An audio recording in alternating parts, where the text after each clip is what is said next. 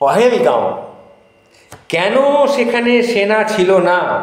Vote দেব না এদের, কেন্দ্রীয় মন্ত্রীর সামনে ক্ষোভ গুজরাটের এক মহিলার।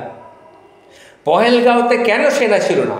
ভোট এদের দেওয়া যাবে না, এইভাবে কেন্দ্রীয় মন্ত্রীর সামনে গুজরাটের এক মহিলা তার ক্ষোভ উগরে দিলেন। পহেলগাঁও হত্যাকাণ্ডে প্রাণ গিয়েছে তার স্বামীর।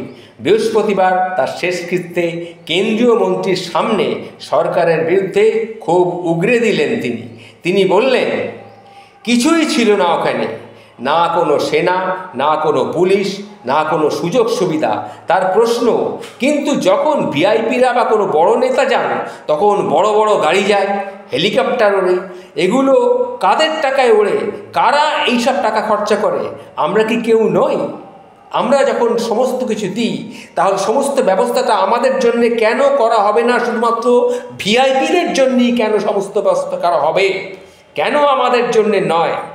এই কথাগুলি পহেলগাঁওয়ের সেই ঘটনার পরিপ্রেক্ষিতে গুজরাটের একটি মহিলা কেন্দ্রীয় মন্ত্রীর সামনে এইভাবে নিজের ক্ষোভ উগরে দিলেন।